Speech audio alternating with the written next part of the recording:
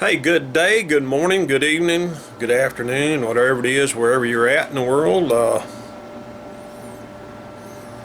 Hang on a minute. Got to get a drink of coffee.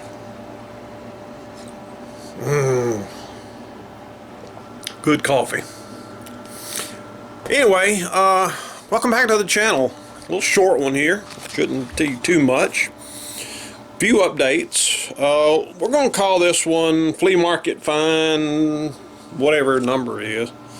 Well, yes, yesterday was my wife. Well, actually, today, the 13th of November, is actually mine and my wife's anniversary. It's our 21st anniversary. But anyway, we celebrated it yesterday. So anyway, we're old folks now, you know. So we went to a couple flea markets in Mississippi. Anyway, before I get into what I found, let me give you a short update on the Auto Portable, the Radio Shack Auto Portable. The speaker, I've got some video on that. I hadn't made it yet, but hang on a second here. Try to do this without. It is coming together. I managed to fix the bent carrying handle. I've been working on the front here, getting ready to fix it up. Been inside, got it all back together the best I could. Had to do a little re-gluing here and there. So it's coming together. I run into a snag with the speaker. The speaker suffered a setback. Checked the speaker and it had no continuity. So let's see. Anyway, the speaker had no continuity, and the video explained it all when I released it. But the some of the corrosion from the battery actually got into the speaker and traveled up the paper of the cone into one of the wires, and from there it just ate the wire in two, disintegrated it, and it softened the cone so bad that I had to cut it out. And right now my plan is, it's got continuity. I did trace, cut the leads back to where I could get continuity through the speaker, and I could hear it scratch when I put an ohm meter on it. So it's still good. I'm going to try to transplant a cone from another speaker, a part of the cone. I'm not going to replace the whole thing, but a part of the cone in there and re-glue it back down, and it should be fine for this little radio. That's my plan. I'm working on it, but it's just part of the what do you call that thing? Part of the cage of the part of the basket for the speaker is heavily corroded, heavily bad. So I got to clean all that off. Then I'll be able to start putting it all back together. Hopefully it'll work. I've got it in my mind how I was going to do it, but you know how things are. Best laid plans of mice and men. Anyway, enough about that. Here's Flea Market Finds number whatever it is, I don't remember. But let me show you what I got yesterday. Alright. In this little brown bag. First thing I got in this little brown bag is a speaker microphone. Well, ICOM. It is for the little ICOM HT that I got the other day. What did I do with it? I forgot what I did with it. In here somewhere. A little portable HT ICOM radio that I bought. I don't even know what I did with it. Yeah, here it is. That's the actual speaker microphone for this radio right here. That IC2 AT. That's the speaker microphone that goes with it. So completely intact, nothing wrong with it. Got it for $8. Next thing that I got is in this little box right here. A Computron model 2601, $5.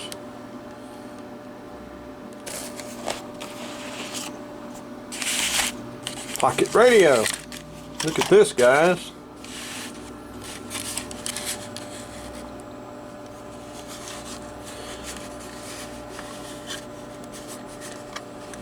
Wow. This is a slick little radio right here. Solid state at that. No tubes, y'all. And it's got the little earbud with it. Pretty common little earpiece for these things way back in the day. Good there. Oop, hang on. I'll keep y'all in frame. I know I go out of frame a lot because I get to talking just like I did just then. Let's see. Let me get that back in there where it closed. I think I had it right the first time, don't y'all? Okay. Yeah. Here comes the second item, or the third item. Look at this little dude. This is a little Sanyo model RP1250. Another little pocket radio. It's got a little split. There's a small split, looks like right there, hairline crack, or maybe right there. But let's see the tuner. Tuner's smooth. Look at the volume control when you adjust it. Let me get rid of that glare. Is that not cool how they did that? I like this little radio. Haven't opened it up. A little pocket radio, a little pocket AM. And that's all for that. And now for the piece de resistance. Did I say that right? Look at this bad boy. Dun, da, da, da. A Zenith Transoceanic. I want you to look at this case. Look at the outside of this case. Let's start at the top. Not really bad. It could use a little cleaning. The antenna is intact. Here's the so-called wave magnet. Handle's in good shape. No cracks. The brass is kind of corroded. I'm not sure I'll do anything with that. The badge here needs to be cleaned up. I think I can clean this up pretty easy. Tolex is a little bit worn right here. I'm not sure what I'm going to do with that, if I do anything with it. Case is in good shape on the side. Just turn it around. So here's your plug. That's supposed to go in there. Plug seems to be intact. I hadn't really played with it yet. I'm hoping it stays intact. Got a little scuff on it there, a little mud looks like, but the Tolex looks good on this side. Here's the back cover. This cover looks good. So let's turn it back around a minute. Open her up.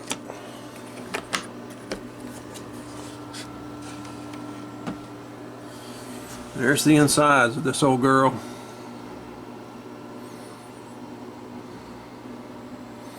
Everything's there. I don't really see any issues. It's really clean. Nothing. The only spot that is right there, look like an impact point. Something hit it at one time. I'm not sure what I'm going to do with that if I do anything. You know, these things, sometimes they get a little battle damage. Sometimes you can go in a lot of trouble to fix these. My opinion is this is just part of its story of its life. So I'm going to leave that be. Tuner's smooth.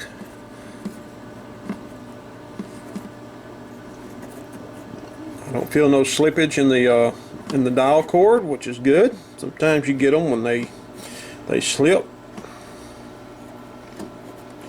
Up. Yeah, I felt it pop there, but I guess it's good. It ain't been moved in a while. On all volume control is smooth, seems to work. I haven't tried any of the band switches yet. I'll worry about that later. Let's see. Treble, voice, alto, bass. You dial light control. I guess you turn it on, turn it off, or whatever. Afternoon and evening. Let's see. It goes from this 31 meters, I guess that's what that is. It's a little over past about 9 megahertz to about 10 megahertz. Afternoon and evening goes from about 11 megahertz up to about 12.5, I believe. 14 megahertz right here. Looks like that covers some of the ham band. 16 meters. Actually, it says 19 meters.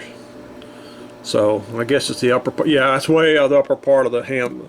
That's past the upper part of the ham band. Actually, 14.8, because the ham band stops about 14,350. So the trinometer does. So anyway, 16 meters. About 17 megahertz to about 18.5 megahertz, somewhere thereabouts. Then we got the marine and weather amateur. Looks like it covered part of the 70 and 80 meter band right there, and 4 megahertz up to 8, and then your commercial AM broadcast right here, 55 to 160. So that's it looks real good. I want to show you the chart. This is really good. I don't see anything wrong with it. Look at this. Little clip here, I believe you just push it down and it holds. It's got the dial-o mount.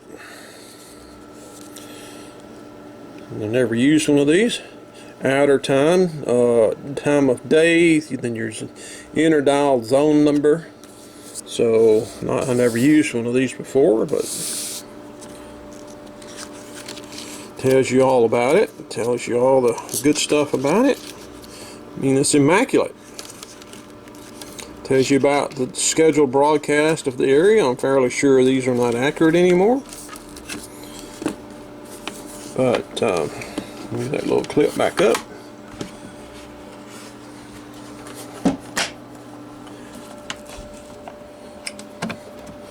Not sure how that comes up. I don't know. Anyway, let's have a look inside. Yeah, might need 2 hands for this. There we go. Yeah, hang on a second. Move that up just a little bit. Hopefully it won't fall off and cause me all kinds of grief. But I wanted to show you, before I show you the inside, let me show you what I've got with it.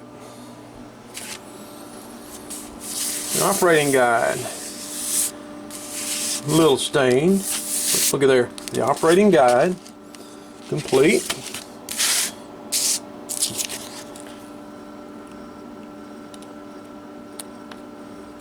Got a little pamphlet. It says be your own disc jockey. How about that? But I want to show you something. Genuine. The genuine that invite comparison. New Zenith Super Deluxe Transoceanic Shortwave Portable Radio.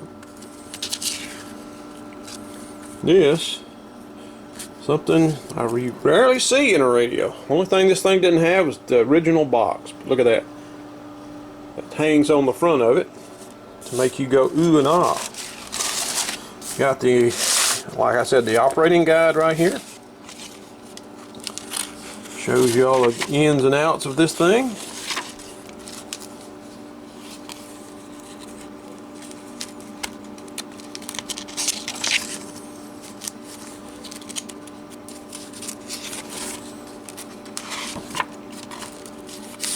This is, I think, an addendum right here. World Shortwave Programs. It gives you a list of programs. Like I said a while ago, it's that's probably a little bit outdated. I even get, which is a first for me, the schematic diagram of this bad boy, complete with the parts list. Component locations. There's the diagram. I don't know what to think. I don't even have to order a diagram for this guy. It uses a 1U4, a 1L6, another 1U4, a 1U5, and a 3 Victor 4. Any more that I'm not seeing? Yeah, I think that's the main tube complement. I saw that, so I gotta have this radio. Anyway, here goes the insides. As you can see, here's the tuning section right here. Here's the antenna, which that's supposed to stop right there. I don't quite know how you're supposed to get that out, but like I said, the antenna, one of the biggest ones I've ever seen. It seems to be intact, which is another plus. This thing is really immaculate. I think you should just push it down about that far. I think that's what that stop is. It's supposed to, yeah, that's what it is. Okay, but it looks really, really clean. Let's see if I can open this up. Like I say, there's your tuning section here. This is your antenna for your wave magnet. Everything looks good. A little minor surface corrosion here and there. It looks like I have one bad tube right here. You see it's white on the top. That means it's got a little atmosphere in it. I'm hoping the rest of these are good. But it looks really, really good shape.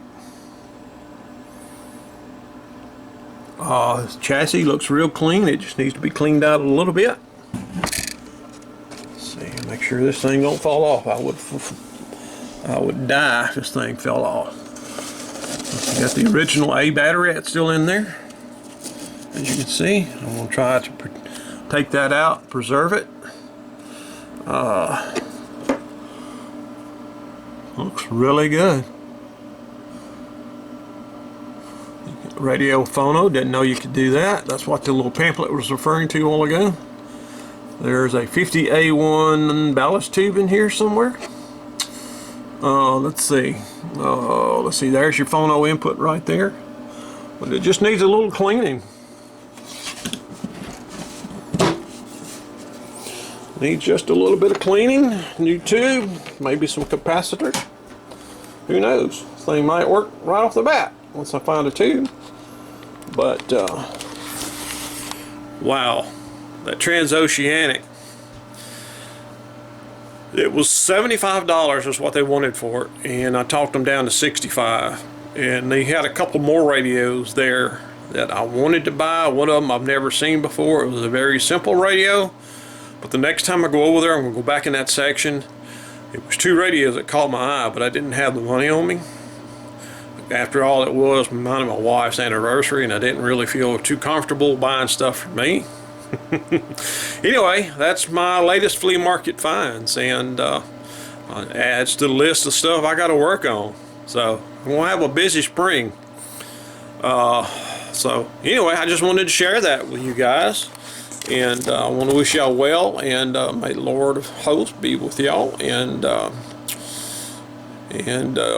any comments or anything, suggestions or whatever, I'd appreciate it.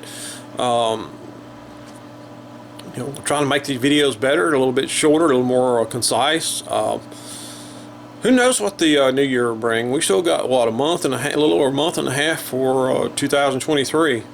So maybe if I'm lucky enough to get get enough deer meat, I won't have to go back in the woods again, and I can start working on some of this stuff. It's going to be winter and cold anyway. I'm going to want to go outside. So anyway, thank you guys for watching. Kind of ramble on here a little bit. That's the latest flea market finds. So I will talk to you guys later. Y'all have a good day. God bless.